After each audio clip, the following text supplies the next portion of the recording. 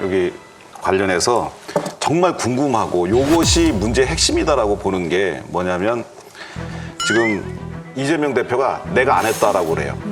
근데 사실 그 납득이 잘 안 가요. 당시 시장이었는데 어떻게 그거를 본인이 허락을 안 해줬는데 그게 가능했는지 모르겠는데 어쨌든 안 했다고 그래요. 그런데 뭐가 있냐면 2014년에 그 민간 합동개발 계획을 세워요. 거기에 보면 성남 도계공을 참여시킬 것이라는 이재명 대표의 자필 글이 공문에 적혀 있습니다. 그런데 김인섭 전 대표, 그러니까 이재명 전 대표의 그 성남시장 출마 당시에 선대 본부장 했던 분, 그분이 그 민간 업자 측에 이제 참여하면서 갑자기 성남 도계공이 2016년에 거기에 불참을 하게 됩니다. 그러니까 시장이 자필로 이거 꼭 참여해야 된다, 성남 도계공이 이렇게 얘기했는데 나중에 성남 도계공이 조용히 빠집니다. 과연 이것이 시장의 허락 없이 빠질 수 있겠느냐. 어느 공무원들이 시장의 지시를 몰래 시장 모르게 바꿔갖고 도계공을 빼겠느냐. 시장에 분명히 인지가 있었을 것이다. 이것이 드러나면 도저히 빠져나갈 수 없는 문제다라고 좀. 이 사람이 일종의 로비스트 역할을 했다는 당사자는 나는 감옥에 있었기 때문에 로비를 할 수 없었다라고 많이 해명을 하잖아요. 서면 진술서 요약본에 의하면 용도 변경 조건으로 성남시 도계공의 사업 참여를 결정한 것이 아니고 추후에 검토하기로 한 것이다. 즉 사업 참여 여부는 각종 영향평가 결과에 따라 경제성 변동폭이 큰 점을 고려하여 실시계획 수립 시 참여 방안을 검토하기로 하였으나 이후 성남시와 도시공사는 전국적으로 사업 참여를 하지 않았다. 감사원 감사 보고서에 의해도 도시공사는 사업 참여 의사가 없었다.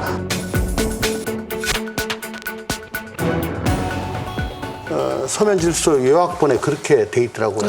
저는 세밀한 거 믿으시냐고요? 아니 그렇게 돼 있으니까 그걸 믿으시냐고요?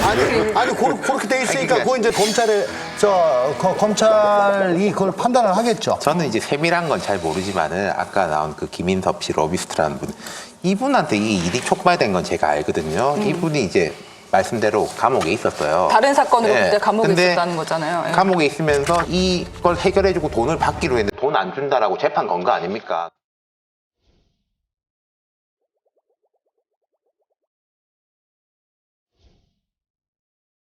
그래도 이겼어요.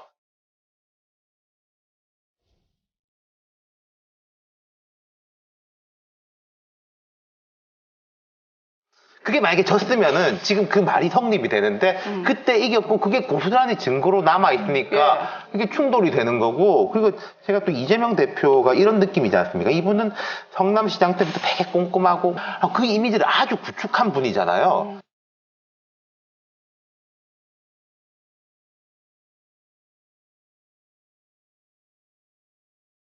근데 이 와가지고 이건 뭐 나는 몰랐고 이것도 몰랐고 저것도 몰랐고 그러면 그럴수록 정치적인 이미지는 상실될 수밖에 없는 그런 충돌에 대해서 좀 지적하고 싶은 거예요. 김인섭 씨가 감옥에 있어서 로비할 입장이 아니었다고 하는데 당시에 유동규 씨의 주장을 보면은 성남 도계공이 백현동 사업에서 왜 빠졌는지 우리도 몰랐다. 그리고 우리도 모르게 도시공사 들어가는 조건으로 했는데 우리도 모르게 우리가 잘렸는 거예요. 감옥에 있었지만 뭐 정진상 실장을 비롯해서 많은 공무원들이 실제로 면회를 하면서 로비가 이루어진 정황이 있다는 보도들이 나오고 있거든요. 뭐 지금 말씀하신 대로 정진상 씨와 김인섭 씨는 100여 회의에 전화를 했다라고 하는 것도 이미 밝혀지고 있지 않습니까? 사실 가족 간에도 뭐 100여 회에 전화한다는 건 쉽지 않은 일입니다. 근데 어떻게 하면 100여 회를 전화할 수 있느냐?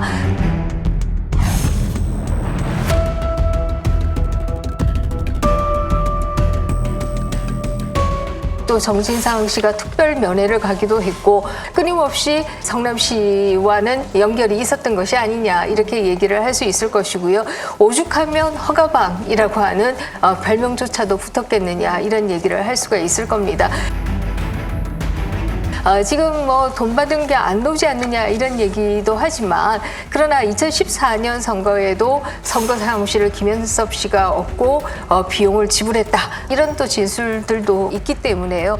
이게 전혀 아무런 재정적인 지원이 없었느냐 이것은 아니지 않느냐 이런 얘기를 할 수 있을 것이고요.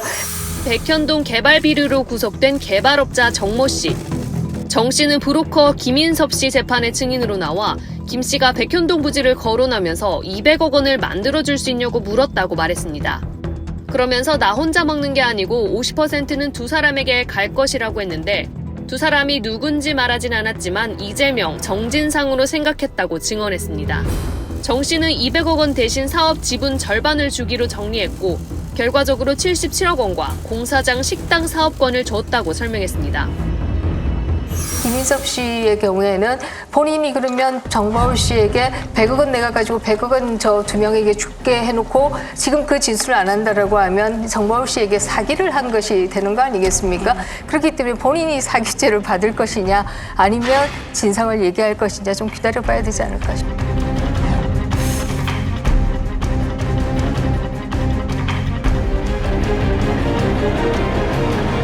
최근 이재명 대표는 공직선거법 위반 혐의 재판에서는요 안면 인식 장애를 거론하면서 김문기 전 처장을 기억하지 못한다라는 주장을 다시 한번 이어갔습니다.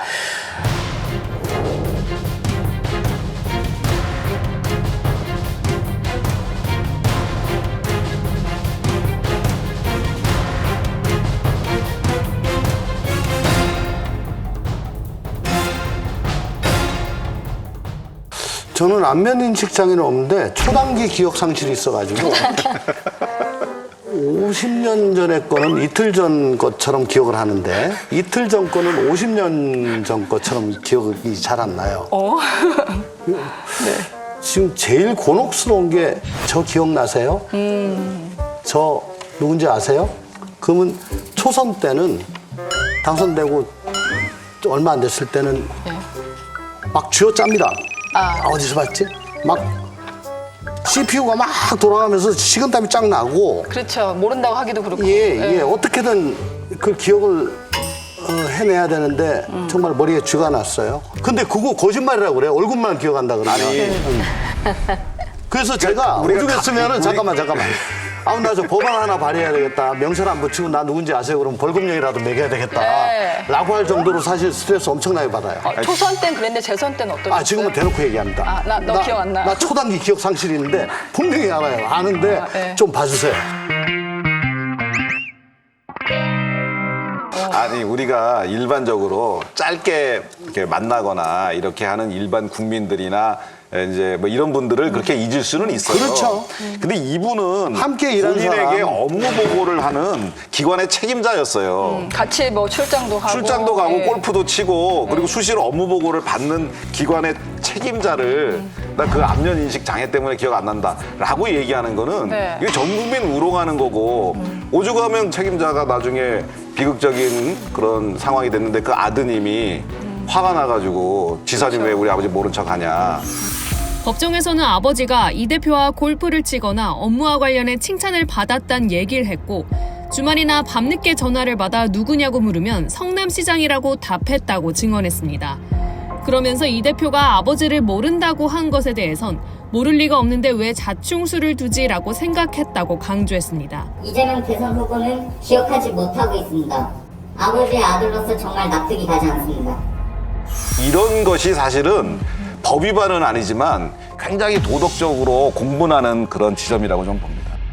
유동규 씨라든지 뭐 김문기 씨라든지 여러 차례 이제 비슷했던 과거 발언들이 있었는데요. 이 후보는 측근으로 알려진 유동규 씨 임명 과정은 기억이 나지 않는다고 했습니다. 지시한 적 없습니까 누구에게? 이 사람을 채용하라 이렇게 지시한 적 없고 그런 건 없다. 그렇게 하면 안 되죠. 그게 아마도 심사 대상일 텐데 없다는 말씀이죠. 기억이 안 납니다. 최근 귀국한 남욱 변호사에 대해서도 전혀 알지 못한다고 했습니다. 악수 한 번 한 일이 있다고 그분이 얘기하던데 저는 기억이 없어요. 그것 때문에 제가 악수한 사람이 한 30만 명은 될 겁니다. 쌍방울과 이재명은 대체 무슨 관계입니까? 제가 전에 한번 그랬죠. 내가 2년이라면 이거 내이 사이분도 도대체 저는 김성태라는 분 얼굴도 본 일이 없거든요. 근데 그분이 왜 제 변호사비를 내며 그 받은 사람은 대체 누구냐 그럼?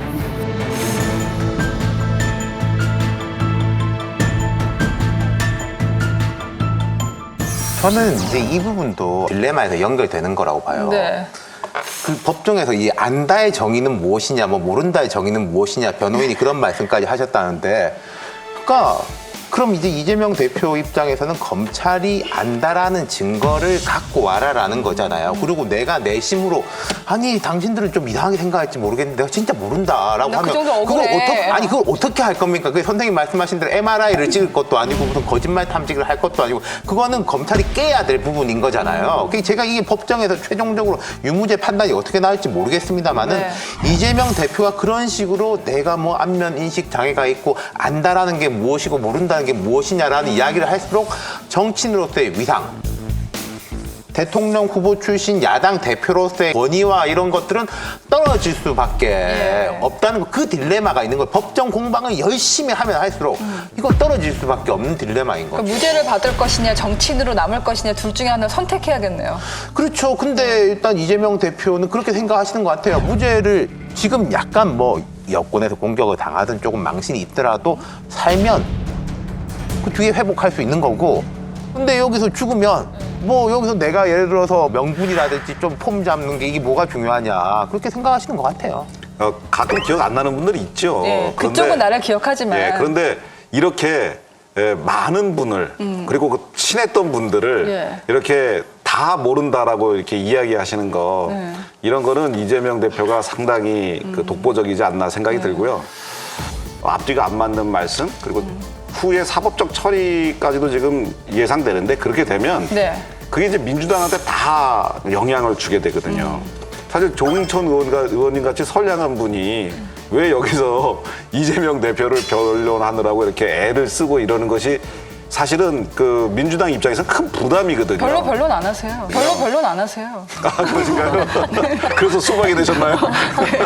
그래서 저는 민주당의 이 이재명 대표의 리스크가 민주당의 리스크가 되지 않게 하기 위해서는 이재명 대표가 대표직을 사임을 하고 자연인으로서 이 사법적 처리를 누명이 있으면 벗어서 다시 복귀를 하든지 죄가 있으면 받든지 이렇게 돼야지 계속해서 민주당에 이렇게 영향을 주면서 대표직을 고수하는 것은 전 정말 민주당에 못할 짓이라고 생각합니다. 여러분 여기를 눌러서 구독을 해주시면 강적들 컨텐츠를 빠르게 만나보실 수가 있습니다. 알람 설정도 잊지 말아주세요.